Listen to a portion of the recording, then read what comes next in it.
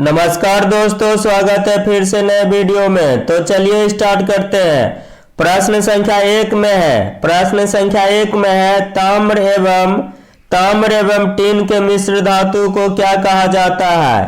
ताम्र एवं टीन के मिश्र धातु को कहा जाता है ऑप्शन नंबर बी कांसा। क्या कहा जाता है? कांसा।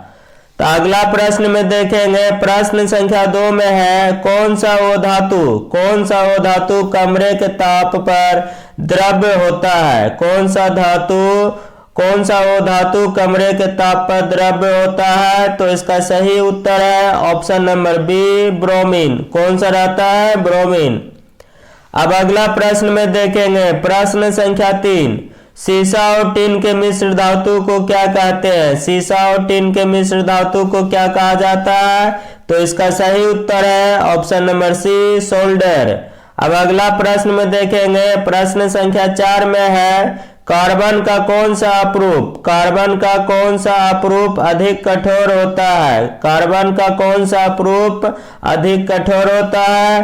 तो इसका सही उत्तर है ऑप्शन नंबर ए हीरा। कौन सा रहता है? हीरा।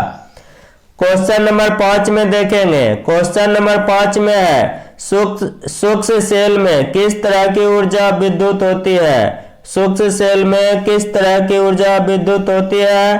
तो इसका सही उत्तर है ऑप्शन नंबर डी रासायनिक। क्या उत्तर है? रासायनिक।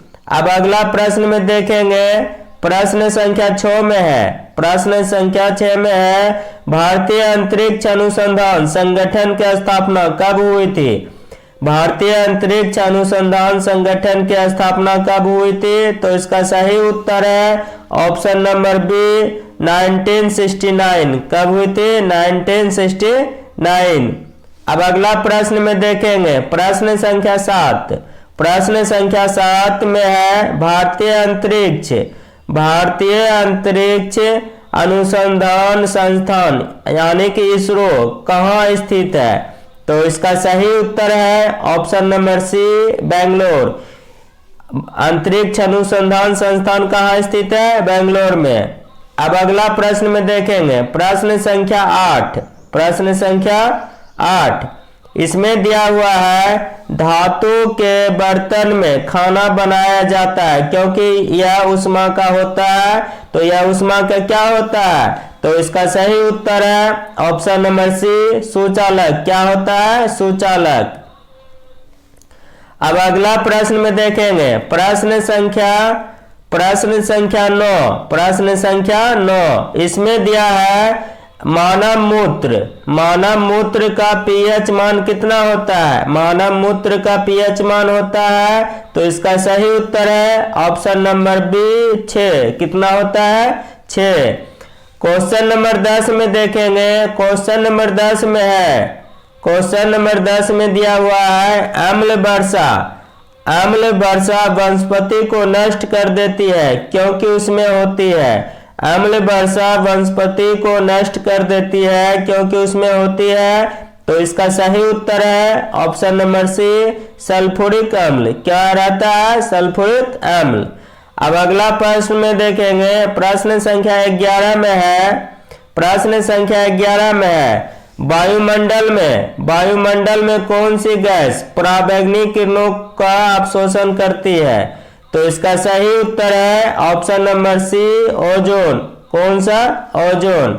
अब अगला प्रश्न में देखेंगे, प्रश्न संख्या 12 में दिया हुआ है हरे फलों को कृत्रिम रूप से पकाने के लिए प्रयुक्त गैस है। हरे फलों को कृत्रिम रूप से पकाने के लिए प्रयुक्त गैस है। तो इसका सही उत्तर है ऑप्शन नंबर बी एथिलीन। अब क्वेश्चन नंबर 13 में देखेंगे, क्वेश्चन नंबर 13 में दिया हुआ है जंतुओं में होने वाली फूड एंड माउथ रोग किसके कारण उत्पन्न होता है? तो इसका सही उत्तर है ऑप्शन नंबर डी विषाणु। किसके कारण होता है? विषाणु के द्वारा।